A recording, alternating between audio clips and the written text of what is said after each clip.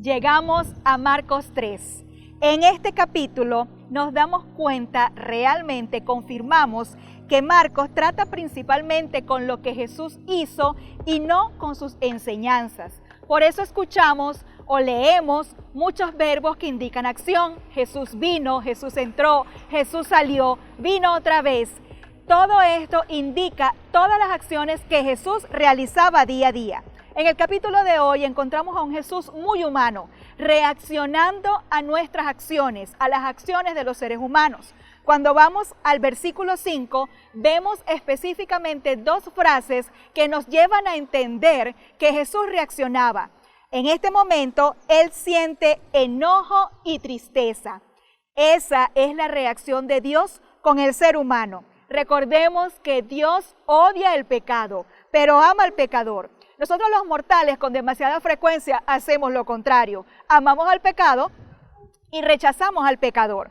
Sin embargo, el enojo del que habla este versículo específicamente es momentáneo y su tristeza no es más que preocupación por el hecho de ver al ser humano lejos de él y rechazando la salvación.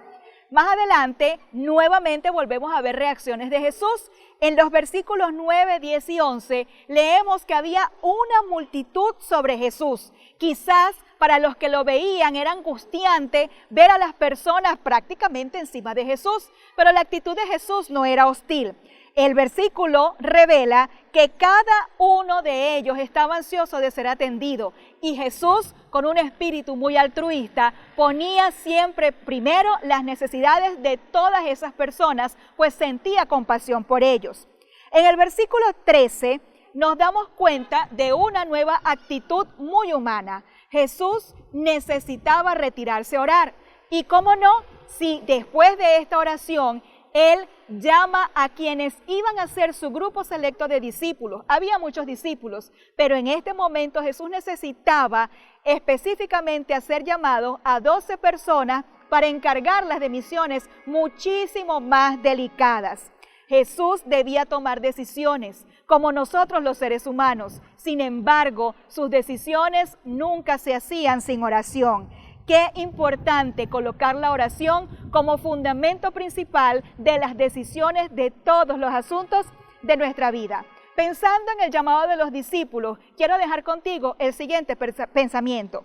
Ninguno de los 12 fue elegido por su perfección, por la belleza de su carácter o por sus habilidades. Ninguno de ellos llenaba los estándares completamente perfectos. Sin embargo, todos estos hombres que Jesús había escudriñado sus corazones, demostraron aceptación al llamado, demostraron habilidades para dejarse liderar, demostraron esa necesidad de ser enseñados y también pusieron muchísimo de su parte para que Jesús fuera poco a poco transformando sus vidas, sus corazones y sus caracteres. Quizás Dios te ha llamado a alguna responsabilidad, pero probablemente sientas que no eres completamente capaz o que no tienes todas las habilidades para estar allí. Hoy quiero recordarte que así como Jesús llamó a los discípulos, los transformó y los encomió para hacer una obra muchísimo más grande, hoy el Señor te está llamando, te está capacitando y te está enviando a hacer una gran obra para el adelantamiento de su venida. Esto es lo que dice Marcos capítulo 3 en mi Biblia. Soy Karina de Martín y me encanta compartir contigo todas estas enseñanzas.